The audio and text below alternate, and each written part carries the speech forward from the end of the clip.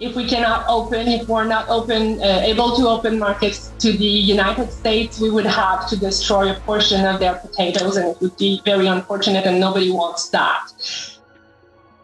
Over 140,000 tons of Canadian potatoes quietly vanished from U.S. markets in just 4 months. No press release, no fight, just gone. The reason? On April 2nd, Washington hit Canadian potatoes with a surprise 35% tariff, instantly turning a $22 wholesale bag into a $30 burden. Diners that once served $3.50 fries are now charging over $5 for the same soggy portion, and while American consumers foot the bill, Canada didn't flinch. Prime Minister Trudeau simply flew to Asia, shook hands, and signed a $1.6 billion trade deal. No speeches, no protests, just a clean break. Meanwhile, U.S. warehouses sit half-empty, and northern states that once relied on PI potatoes are watching their supply chains dry up. But the truth is, those potatoes weren't blocked. They left. Willingly. When you slap your closest agricultural partner with a massive tax and call it strategy, don't be shocked when even a potato decides it's not worth the trip. In 2024 alone, Canada shipped over 350,000 metric tons of potatoes to the U.S., enough to feed 17 million households. And those weren't just shipments, they were rituals.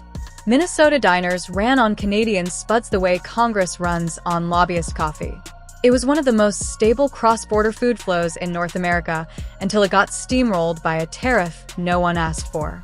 No tweets, no warnings, just an overnight policy that turned potatoes into political collateral. Now America is paying more, eating less, and watching its trading partners walk away in silence. The fries didn't start this fight, but they might be the first to surrender. By July 2025, Canadian potato exports to the U.S. had crashed by 41%. Not since the 1980s had there been a collapse this severe. And no, it wasn't a public breakup. It was worse. It was ghosting with a tax form. The U.S. didn't just raise an eyebrow. It dropped a 35% import tariff on Canadian potatoes, fresh, frozen, seed, you name it. Officially, it was about trade fairness. In reality, it meant higher prices, empty shelves, and sad fries from Idaho. Let's do the math. A standard 25-ton shipment of frozen fries used to cost $32,000. Add the tariff, and that same shipment now comes with an $11,200 tax bill. That's a 35% hike on one of the most consumed foods in America, right up there with coffee and chaos.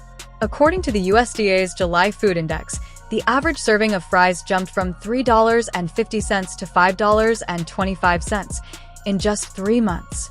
That's not inflation. That's sabotage with a side of ketchup. Restaurants? They're swapping out high-quality PI potatoes for cheaper domestic ones. Spoiler alert, they don't fry the same. Customers are sending food back. Complaints are rolling in about limp texture, uneven color, and that weird aftertaste that tastes like disappointment and freezer burn. Small diners are quietly cutting portion sizes, rewriting menus, and crossing their fingers. Because passing the cost onto customers risks losing them entirely. But here's the real kicker. Canada got zero warning. No negotiations, no phone call, just a tariff wall dropped overnight. When Washington builds walls without knocking, don't be surprised when the neighbors start using the side door. In this version of America First, even the potatoes are rethinking their travel plans. Canada didn't retaliate. They just walked away with their crops. And now, major suppliers like McCain and Cavendish, who once flooded the U.S. with fries, are finding new routes and new allies. Those frozen fry containers that once rolled into the U.S. by the hundreds, they've slowed to a crawl. No press release, no headlines, just fewer trucks, shorter contracts, and cold storage units sitting half-empty across Prince Edward Island, New Brunswick, and Alberta. According to Canada's July 2025 farm update, mid-sized farms cut their planting acreage by up to 25% this season, not because of drought, not pests, but because their biggest buyer just stopped buying.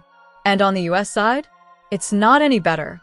Faced with the tariff fallout, American importers are scrambling to replace Canadian spuds with local ones, even though quality and consistency have taken a nosedive.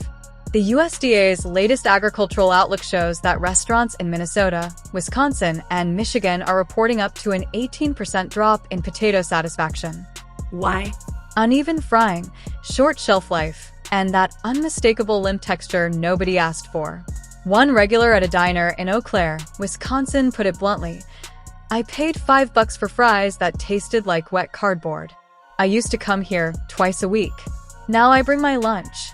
He's not alone. Across the Midwest, foot traffic is dropping, not because of calories or health kicks, but because the fries just aren't right. "We didn't switch suppliers by choice," said a franchise owner in Duluth. "Our Canadian truck just stopped showing up." Customers noticed within days, and they stopped showing up too. Big chains like McDonald's can swallow the cost. But small diners and cafeterias? They're taking the hit. One Fargo owner told local press, "We used to serve 3 plates for $10. Now, it's barely 1.5. Our margins didn't shrink. They disappeared." From idle tractors in PI to frustrated teens at the drive-thru window, this isn't just trade policy. This is a food system breaking down one soggy fry at a time. Canada didn't fight fire with fire. It pulled out a calculator, then a map. No press tantrums. No counter tariffs. Instead, the country quietly rebuilt its entire potato economy. Processors shifted their stock to serve local markets. Farms retooled their packaging, downsized exports, and started shipping directly to grocery chains and food co-ops. According to Canada's July 2025 Food System Review, the price of retail potatoes stayed steady, between $4.50 and $4.99 per bag, avoiding the spikes seen in U.S. food staples like meat and grain. But it didn't stop there. Canada found a purpose for every extra potato. Surplus crops were redirected to food banks and community kitchens. In just one quarter, over 12,000 tons were pushed into low-income food programs in New Brunswick and Manitoba, backed by government subsidies. That's not charity, it's strategy. For a struggling Canadian family, saving even $5 a week on potatoes means more money for milk, eggs, or bread. That's not just groceries, that's survival. And Canada made it happen without drama, without threats, and without acting like bullying builds respect. When your biggest customer starts treating your crop like toxic waste, the smartest response isn't to beg. It's to find new buyers. And that's exactly what Ottawa did. Since late 2024, Canada's quietly been expanding its potato trade beyond its high-maintenance southern neighbor. In spring 2025, it signed a $1.6 billion agricultural deal with Japan, South Korea, and Indonesia, focusing on processed and premium frozen goods. The payoff is real. In 2024, PI sent $8 million worth of potatoes to Indonesia alone. Thailand is now Canada's largest non-US buyer. Even tiny nations like Trinidad and Panama are stepping in, each purchasing over $13 million worth. But this isn't just trade.